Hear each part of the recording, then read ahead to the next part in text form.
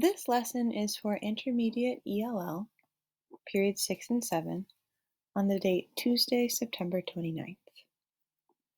So we opened our ELL Google Doc and we scrolled to page 16. In my doc, it's page 16. Some other people are reporting because they've added writing to their doc, it's changed the numbering a little bit, so it might be on a different number, but it should be close to page 16. Today we completed work under the heading Friday, September 25th. This is because we're a little bit behind, and so we have the wrong date, but this is the page of work we completed today. The heading should say Friday, September 25th, and it should be around page 16. So our learning goal for today is to make connections between texts and to find similarities between characters. The first thing we did today was the bell ringer. So our bell ringer for today is to look at this quote. Okay, and I have it on a slide, nice and big. And the quote says, "Any and all relationships are a two-way street." So the students thought about this quote and they wrote about what they think the quote means. How is a relationship between people, like a friendship or a dating relationship between a boyfriend and a girlfriend, or a relationship in a marriage? How are relationships like that similar to a two-way street where there are cars going in opposite directions on a street? How is a relationship like cars on a two-way street? So the students thought about that. They pondered that question for a while, and then they wrote their ideas right here in their Google Doc. Okay, and the heading says, "What do you think this quote means? How are relationships a two-way street?" And they wrote their ideas. Then they shared their ideas with a partner, and they wrote down one thing that their partner said. If you are completing this activity outside of class, I would like you to talk about this topic with a family member. So find a brother or sister or mom, dad, grandpa, grandma, or even a friend that you see regularly at home, and ask them about this topic. Okay, ask them how you think relationships can be similar to a two-way street, and write down what this person has to say. The next thing we did was to look at the next story in our set of stories about enablers. So if you click on the link that says this text, it will take you to our stories. So we are going to take a look at the third story. So the first story that we read was called The Enabler, and that was about Jerry and his mom. And then the next story was called Alcoholism and Beyond, and that was about an alcoholic husband and an enabling wife. And today we read the third story, which is called Two-Way Street. So before we read this story, we took a look at the title, Two-Way Street, and we took a look at some of the visuals here. So this picture of a girl and a boy, and this picture here of a man and a woman with the label codependent relationship. The word dependent means to need someone's help. So if a person is dependent, it means they need someone's help most of the time. The prefix co in the word codependent, the prefix co means both. Okay, so if there's a relationship that is codependent, that means that both people in that relationship are dependent on each other for something. Okay, so that's a codependent relationship. All right, so after looking at this picture and the other picture and the title, Two-Way Streets, I would like you to make a prediction in your Google Doc on what you think the story will be about. So a prediction is an educated guess. It is where you guess what will happen, but you use clues to make a good guess, a smart guess. In this case, the clues that we are using is the title and the pictures. So after looking at the title and the pictures, please write a prediction in your Google Doc on what you think the story will be about. After you write your prediction, we will read the story. Two-way street. What's in all this for the enabler? So this question is asking, why would an enabler do this? Okay, why would an enabler be an enabler?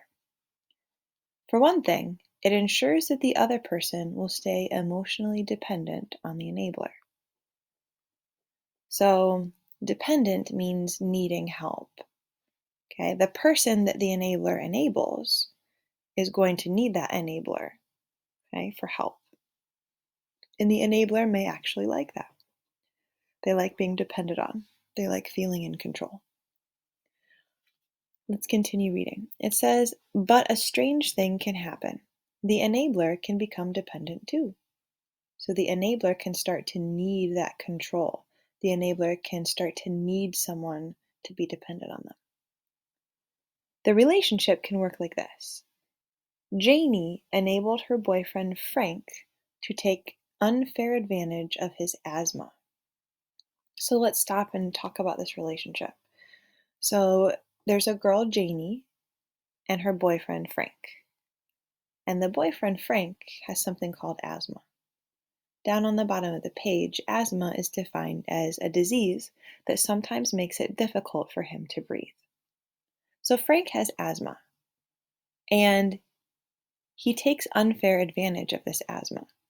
So he does something that he should not do. To take unfair advantage means to do something that you should not do in order to get what you want.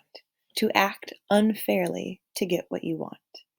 And the way he is acting unfairly has something to do with his asthma. Let's read on. It says, whenever he was upset, he would start wheezing. So Janie felt like she could never disagree with him. So when Frank is upset, he starts wheezing. That word wheezing means trying to get his breath. So whenever Frank does not get his way, whenever somebody makes Frank upset, he starts wheezing, so gasping, pretending he can't breathe. And then Janie feels like she can never disagree with him, or he will start wheezing, and she will feel so guilty that she's causing him this pain. Now, when it says here that he takes unfair advantage, we know that he's doing something unfair. He's doing something wrong. And it says here, whenever he was upset, he would start wheezing. So you can put these pieces of information together to understand that sometimes Frank pretends that he can't breathe when he actually can. Okay, so he's doing this on purpose. Sometimes he pretends that he can't breathe to make people do what he wants them to do. Okay, because he's upset. So he wants people to do what he wants so he doesn't feel upset anymore. Let's keep reading. It gives some examples here. It says, if he wanted to go to the movies, that's where they went, even if Janie had seen the film already. If Frank wanted pizza, then pizza it was, no matter how Janie's mouth watered for a burger. So the phrase, no matter how Janie's mouth watered for a burger, when your mouth waters for something, it means that you really, really want that. Okay, so even if Janie really, really wants a burger, if Frank wants pizza, Janie gives in to Frank and they eat pizza. Because if she disagrees with him and makes him upset, he will start wheezing. And Janie feels like she can't make him do that, so she can never disagree with him. Let's read on. It says, Janie also tries to keep others from upsetting Frank. When they were with friends, she worried that someone would say something that could send Frank into an asthma attack. She felt she had to control the situation and the entertainment so that he, Frank, would stay happy and healthy. She felt personally responsible for his well-being. So well-being means health. So this is saying that Janie feels personally responsible for his well-being. She feels like it's her job. Remember, when you are responsible for something, it's your job. So she feels that it is her job to keep him healthy, and took pride in every day that passed without a wheeze. So she feels proud when he does not have asthma attacks. So when he is happy all the time and never wheezes, that's when she feels good, when she feels proud of herself. It says her self esteem was dependent on how Frank felt. If he felt good, then so did she. If he was unhappy, so was she. He depended on her to enable him to control others with his asthma. So Janie tries to control people, that she tries to control their friends, she tries to control other people they're with, so that these people never upset Frank. And Frank knows this. In fact, Frank depends on this. Okay? It says he depended on her to enable him to control others with his asthma. So he wants everyone to agree with him. And he's depending on her to make that happen. Okay? Because she's so afraid that he will start wheezing that she makes everyone around them do what Frank wants. And that's what Frank wants her to do. And so he depends on her to make that happen. It says, however, Janie was equally dependent on Frank. She had become what psychologists call a codependent, a person who focuses on another person rather than himself or herself. So Janie is also dependent on Frank. She's a codependent. She is a person who focuses on another person. She focuses on Frank instead of focusing on herself. It says Janie's enabling lets her sidestep. The word sidestep defined as to not think about, to not pay attention to ignore. So Janie's enabling let her ignore or sidestep unpleasant feelings about Frank's behavior. Such feelings can be a normal part of facing problems, making mistakes, and growing up. So, on some level, Janie knows that Frank is using her. He's pretending to wheeze so she agrees with him. Okay? And we get a clue here that that's the case because it says that she has some unpleasant feelings about his behavior. If she has unpleasant feelings about his behavior, she either knows that he is depending on her this way, or she just feels unhappy because she always has to do what he wants and she never gets to do what she wants. Okay, that would also give her some unpleasant feelings. But rather than face those feelings, she chooses to ignore them and instead focus all of her attention on making sure that Frank stays healthy and nobody makes him have an asthma attack. So this is a visual showing the codependent relationship between Frank and Janie. So it describes Frank by saying he allows her to feel responsible for his well-being. So Frank knows that Janie feels responsible for his well-being and health, and he lets her feel like that so that she controls people around him to do what he wants. And Janie over here, her self-esteem is dependent on how he feels. So her ability to feel good on herself, about herself, depends on how good Frank feels. And she only feels good about herself if Frank is healthy. Okay? So they each depend on each other for something. And that's what makes the relationship codependent. The bottom paragraph says, some of the nicest people are enablers. In fact, the problem is they are too nice. They do too much, too soon, too often. When it comes to helping other people, sometimes less is more.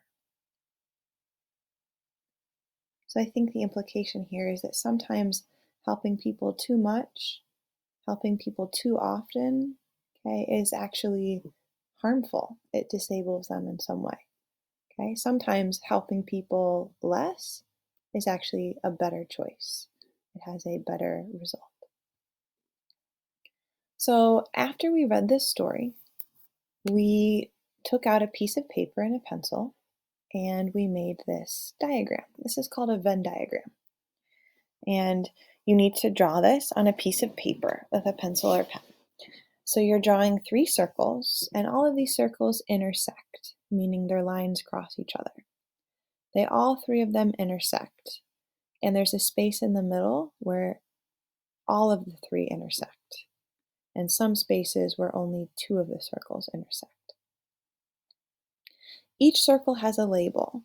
One of the circles should be labeled Jerry's mom, one of the circles should be labeled the alcoholic's wife, and the last circle should be labeled with Janie.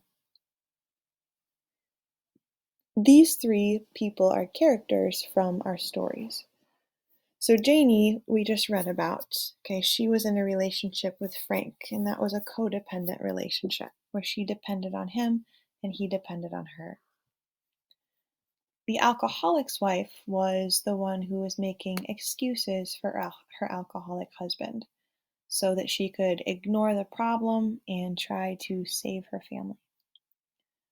And the other character is Jerry's mom, who called the school and told them that he was sick so that he could stay home and study for his test. So in this chart on your piece of paper, I want you to write details about what each of these people do. What actions do they take? What do they do in the stories? And in the parts that are in the middle, I want you to write how these characters are similar. So this part right here, the circles that intersect are Jerry's mom and Janie. So you should think to yourself, how is Jerry's mom similar to Janie? One idea could be that both Jerry's mom and Janie wanted the other person that they enabled to depend on them.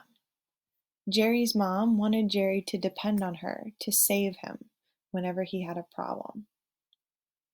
And Janie wanted Frank to depend on her. She only felt good when Frank was happy. So you could consider writing something like, makes other people dependent on them, because both Jerry's mom and Janie did that. So same over here for alcoholic's wife and Janie. You're thinking, what is similar between Janie and the alcoholic's wife? And you're going to write that in that space here. And then in the middle, you should be thinking about what is similar between all 3 characters. So how are Janie, Jerry's mom, and the alcoholic's wife all similar? So this is going to be a really big idea, not a specific detail. So something about their behavior, okay, something about how they enable others, something about how they help other people too much, right, is what you're going to write here in the middle. Okay, so the students made this diagram on paper. They had a few minutes to start filling in details, and the rest is homework. And we will take a look at these Venn diagrams again on Thursday. So it's homework to finish for Thursday. Now, the homework for Wednesday, the classwork for Wednesday, is down here on page 21. For me, it's 21. For you, it should be somewhere around 21. And the date on this page is Wednesday, September 30th. So once again, this is the at-home work for tomorrow, for Wednesday, while you're working at home. And the first part is grammar practice. And there's a grammar worksheet, which I will also email to you to make certain that you have, and just a short practice activity. Actually, 2 of them, activity A and activity B. Okay, but both are short activities. Then after that, you will write an opinion paragraph, a paragraph on your opinions, your ideas about a subject. So you get to choose the subject. You can write a paragraph answering any one of these questions. You choose which one you want to write about. Okay, you will write a paragraph, and there is an example down here, okay, of what a good paragraph would look like. So you're going to write a nice big paragraph with a topic sentence, details, and a conclusion. And you're writing your paragraph answering one of these questions, and you get to choose which one. I gave you some ideas for sentence starters that you can use in your paragraph. Okay? These are really good phrases for stating your opinion, okay, for telling what you believe. So please consider using some of these in your paragraph. And lastly, you need to use 2 vocabulary words in your paragraph. So here's a box with all of the vocabulary words. You need to use 2. Okay, and this is the space where you will write your paragraph. So once again, on Wednesday, you will do 2 grammar practice activities and write 1 paragraph. And that is the work that you will be graded on this weekend. All right, that was our lesson for today, Tuesday, September 29th. Thank you very much.